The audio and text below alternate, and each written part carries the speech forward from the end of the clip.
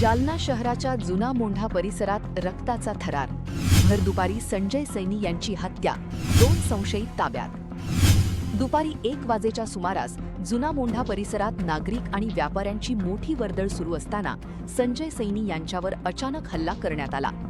हल्लेखोरांनी धारधार शस्त्राने सपासप वार केल्याने सैनी गंभीर जखमी झाले आणि रक्ताच्या थारोळ्यात कोसळले.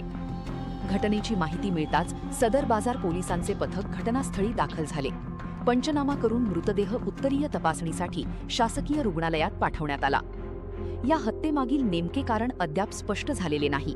मात्र पोलिसांनी तातडीने कारवाई करत 2 संशयितांना ताब्यात घेतले असून त्यांची चौकशी सुरू आहे.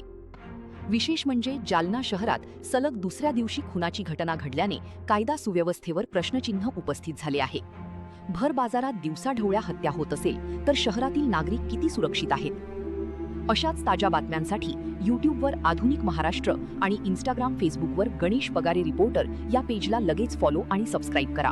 जुन्या मोंढ्यामध्ये जय मा हॉटेल आहे. तिथे एक व्यक्तीला मला वाटतं 2 व्यक्तींनी मागून येऊन चाकू मारून त्याची हत्या केलेली असं माहिती मिळाल्याने आम्ही सर्व स्टाफ सहित आलेलो आहे आणि बॉडी सध्या तर PM साठी शासकीय रुग्णालयात नेलेली आहे. एक 40 वर्षाचा युवक असावा, त्याचं नाव अजून कन्फर्म व्हायचं आहे आणि बाकी आपली टीम आपण बनवलेल्या आहेत आणि आरोपीचा शोध घेणं चालू आहे.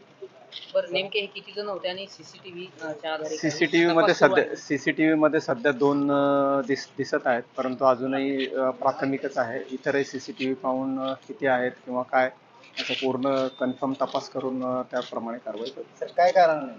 कारण अजून प्राथमिकच आहे, सध्या काही कळालेलं नाही. फक्त मृतदेह झालेला आहे, त्यांना दवाखान्यात नेलेला आहे आणि पुढच्या तपासातून निष्पन्न होईल तसं आपल्याला कळवलं. तर कशाने वार करण्यात आले?